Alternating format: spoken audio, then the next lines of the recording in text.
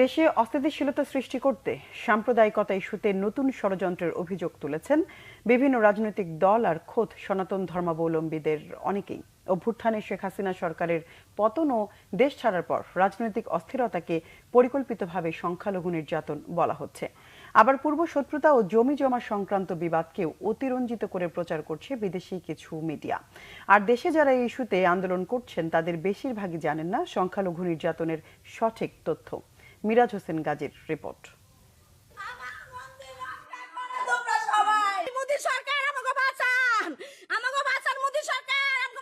5 August ছাত্র নাগরিক অভ্যুত্থানে শেখ হাসিনার সরকার পতনের উত্তপ্ত পরিস্থিতিতে আকস্মিক সামনে আসে সংখ্যালঘু নির্যাতন ইস্যুটি।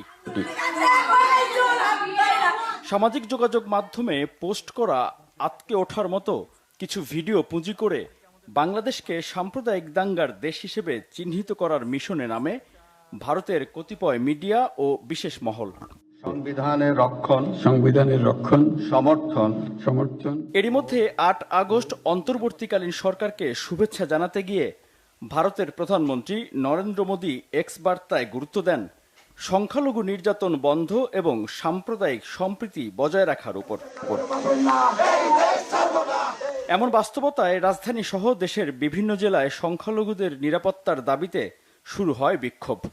8 দফা দাবিতে প্রধান উপদেষ্টার কাছে স্মারকলিপিও দেয় সনাতন ধর্মাবলম্বী সংগঠনগুলো। শত শত মন্দির ভাঙা হয়েছে।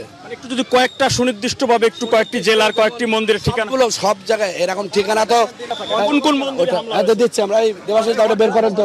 আমাদের কাছে যারা নাকি লুট করছে, যারা নাকি করছে, ওরা তো 1-2 জন আসে না, ওরা তো শয়ে আসে। আপনাদের এখানে কি হামলা শিকার হচ্ছে? আমাদের এখানে হামলা শিকার হয় নাই, আমার আশেপাশে তো হামলা শিকার হইতেছি। সুনির্দিষ্টভাবে যেহেতু আপনাদের একটা সংগঠনে এখন সুনির্দিষ্টভাবে আমাদের মোবাইলে সবকিছু আছে, এগুলি যেগুলি পুরানো হয়েছে জায়গায় জায়গায়। ওটা অ্যাড্রেস বলতে পারি না, লালমনির মধ্যে এরকম হয়েছে। তারপরে সারা বাংলাদেশে মন্দির ভাঙচুর হচ্ছে, সারা বাংলাদেশ। যদি তালিকা দেন স্পেসিফিক আমি বাকেরগঞ্জ বললাম তো, বাকেরগঞ্জ ঠিকানাটা আমি এখন করতে পারি না, চেক করে বের করতে সময় লাগবে। এই বিক্ষোভকারী বরিশালের বাকেরগঞ্জের যেই ঘটনার ছবি দিয়েছেন, তাৎক্ষণিক যোগাযোগ করলে ওই এলাকার ইউনিয়ন পরিষদ সদস্য ফোনে জানান সামাজিক মাধ্যমে ছড়ানো ছবিটির সঙ্গে সংখ্যালঘু নির্যাতনের কোনো সম্পর্ক নেই।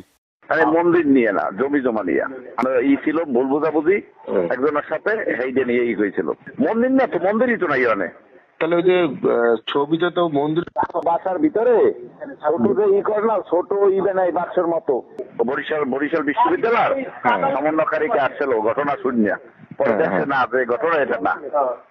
সনাতন ধর্মাবলম্বীদের দেয়া আরেকটি তালিকায় দেখা যায় বেশিরভাগই হুমকি ধমকি এবং হামলার আশঙ্কা করছেন এমন অভিযোগ। এর মধ্যে রাজধানীর নন্দীপাড়া কালী মন্দিরে হামলা ও ভাঙচুরের একটি অভিযোগের সত্যতা যাচাইয়ে ঘটনাস্থলে বাংলাভিশন টিম। বাড়ির এক সদস্য জানান তাদের পাশের জমির মালিক ভয়ভীতি ও হুমকি দিচ্ছে।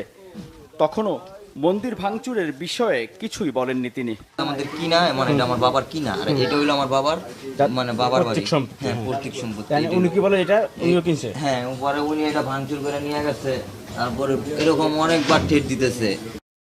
তার মা বাইরে থাকায় কথা হয় টেলিফোনে।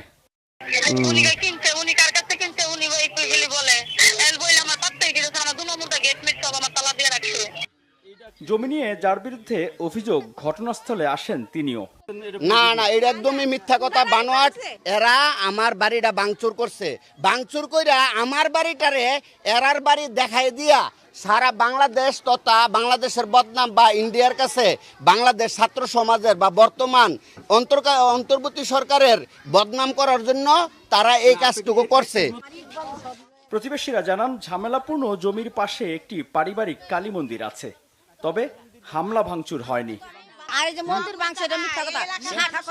7টা রুম বাটা কিনছে, এই বাটা রুমটি নিজে ভাঙ্গা হেসে যে ঘটনা ঘটায় মানুষের ফাঁসাইতাছে।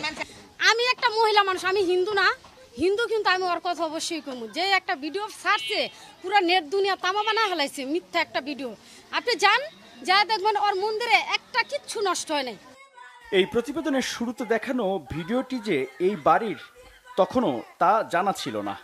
মন্দিরে হামলা ভাঙচুর হচ্ছে এমন দাবি করে 6 আগস্ট থেকে বেশ কয়েকবার ফেসবুক লাইভে আসেন বাড়ির বাসিন্দা মালতী রানী, যা মুহূর্তেই দেশ বিদেশে আলোড়ন তোলে।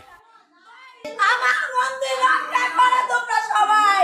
তোমরা বড় বড় রঙ্গনের বাড়ি ভাঙতেছে, মন্দির ভাঙা লাগছে। ভাঙা আমরা তো দেশের নাগরিক না, বুঝলেন? আমার মন্দির ভাঙা। অবাক বিষয়, এই নারীর আকুতি ও চিৎকারের ভিডিও ভাইরাল হলেও তখন হামলা বা মারধরের কোনো ঘটনাই ছিল না। একেবারে অক্ষত রয়েছে তার বাড়ির কালী মন্দিরটিও। মনে করেন একটা ফালতু একটা ভিডিও দিয়ে পুরো এলাকাটারে কাঁপায় ফেলাইছে। আবার ফেসবুক লাইভের একটি জায়গায় বলা হয় টেলিভিশন ও মালামাল লুট করে নিয়ে গেছে। আরেক ভিডিওতে বলা হচ্ছে আওয়ামী লীগ নেত্রীর বাড়ি থেকে উদ্ধার করা হয়েছে সেই জিনিসপত্রগুলো। একটা উপরে টিপি নিচে বড় টিপি দরজা নিয়ে আইসা করছে।